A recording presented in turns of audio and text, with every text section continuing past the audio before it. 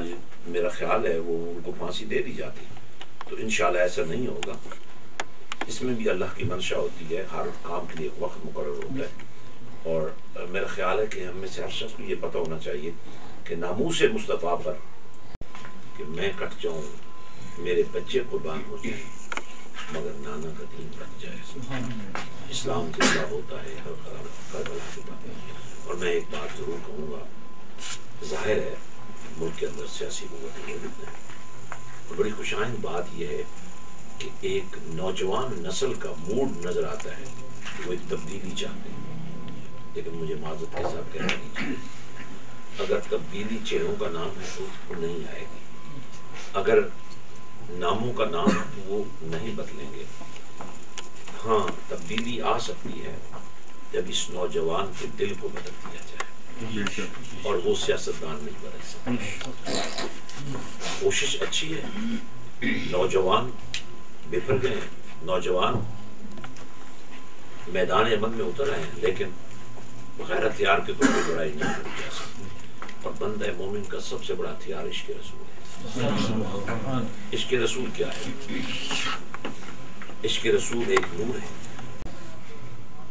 تبدیلی یا پھر انقلاب کا ایک دوسرا پہلو ہوتا ہے جس میں خون بہہ جاتا ہے، سر کٹ جاتے ہیں۔ اتنا حوصلہ ہماری قوم میں نہیں رہا، اتنی مہنگائی کے باوجود، اتنی خودکشیوں کے باوجود آپ دیکھ رہے ہیں حکمران ٹس سے مس نہیں ہو رہے، اور ہم بھی بے ہوش ہو چکے ہیں۔ ہم اپنا حق مانگنے کے لیے بھی سڑک پر آنے کے لیے تیار ہیں، اور اگر آتے ہیں تو اس کو بھی کر لیا جاتا ہے، چرا لیا جاتا ہے، اور ہماری طاقت کو لوگ اپنی طاقت بنا لیں۔ اس لیے میں سمجھتا ہوں کہ اس وقت جو سسٹم چل رہا ہے، جو بھی ہے، اب جب ہم یہ کہتے ہیں نا کہ دو جماعتیں ہیں، میں بالکل اس وقت مسلم لیگ کی وہ نہیں کروں گا حمایت، لیکن ایک بات کا فرق ضرور ہمیں دیکھنا پڑے گا کہ ایک شخص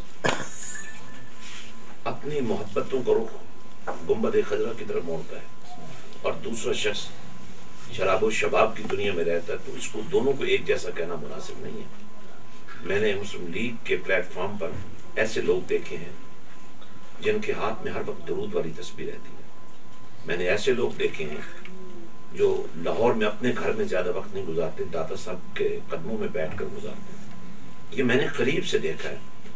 اور دوسری طرف آپ جانتے ہیں ملتان کی بہت بڑی روحانی اور علمی شخصیت اس پلیٹ فارم پر جاتی ہے تو صدیوں کا جو امیج ہے اصلاح نہ کر دیا ہے۔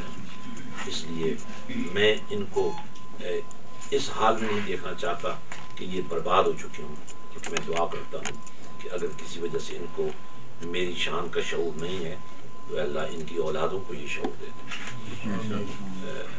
اس وقت میں یہی کہنا چاہتا ہوں کہ پاکستان توڑنے کی کوشش کی جا رہی ہے، سازشوں کے لمبے چوڑے جال بچھا دیے گئے ہیں، اور اگر ہمیں شعور دین ہے تو جس طرح تحریک پاکستان میں ہمارے بزرگوں نے، ہمارے مشائخ نے، ہمارے علماء نے، ہماری دینی قیادت نے آگے بڑھ کر قائد اعظم رحمۃ اللہ علیہ کی حوصلہ افزائی بھی فرمائی اور ان کے کندھے سے کندھا ملایا، کیا وقت نہیں آ گیا ہے کہ اگر ہماری سیاست میں بھی کوئی شرافت کا عنصر کہیں نظر آتا ہے ہم اس کے ساتھ کھڑے ہو جائیں، ہم اس پاکستان کو بچانے کی فکر کریں، ہم پاکستان کو اس بحران سے نکالنے کی کوشش کریں۔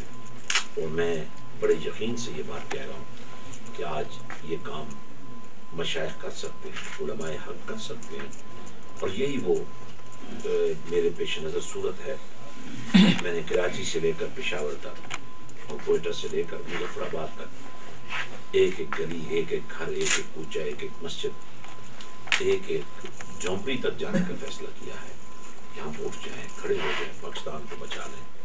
پاکستان کو بچانے کے لیے ہمارے پاس ایک ہی راستہ ہے کہ ہم لٹ جائیں۔ بالکل یہ وہ فلسفہ ہے جو امام حسین نے پیش کیا تھا کہ میں کٹ جاؤں، میرے بچے قربان ہو جائیں، مگر نانا کا دین بچ جائے۔